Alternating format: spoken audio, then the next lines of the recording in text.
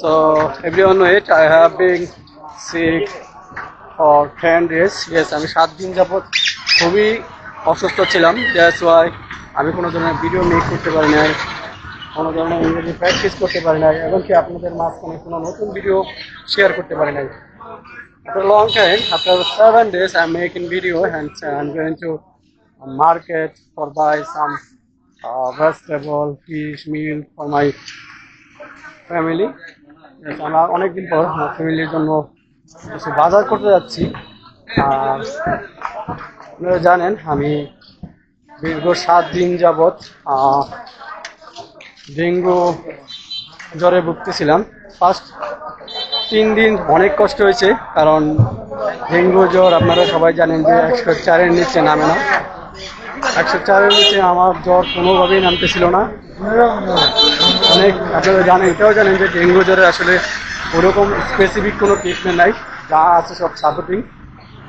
তো আমি আমার সাপোর্টিং ট্রিটমেন্টগুলো বাসায় থেকেই নেওয়ার চেষ্টা করতেছিলাম, আর কন্টিনিউয়াসলি আমার হসপিটালের সাথে আমি যোগাযোগ রাখতাম। আমি হসপিটালে যাইতাম শুধুমাত্র আমার টেস্টগুলো করানোর জন্য, ডক্টরের পরামর্শ নেওয়ার জন্য।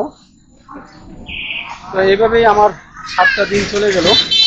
তো আজকে 7 দিন পর আমি আসলে বাজার করার জন্য বেরোয়েছি।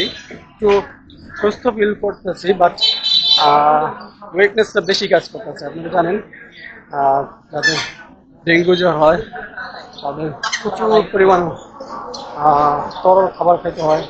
আবার অনেক সময় বাড়ি কোনো খাবার খাওয়া যায় না, রুচি থাকে না, খাওয়ার চেষ্টা করলেও খাওয়া যায় না, এমন একটি কন্ডিশন যায়। তো আমারও সেই রকমই কন্ডিশন গেছে। আমার সামনে অনেক ভ্যারাইটিস খাবার নিয়ে আসছে, কিন্তু আমি খাবো যে খাইতে পারি নাই। প্রথমত ডাবের পানি, স্যালাইন, এই দুইটাই আমার ছিল মূল খাবার, যেটা খেয়ে প্রায় আমি 4 দিনের মতো বেঁচেছিলাম। তো এটা অনেক ভয়ঙ্কর একটা মুহূর্ত। তো আমি দোয়া করি যেন কারো এই ধরনের মুহূর্ত না আসে। অনেক ভয়ঙ্কর এবং কষ্টদায়ক।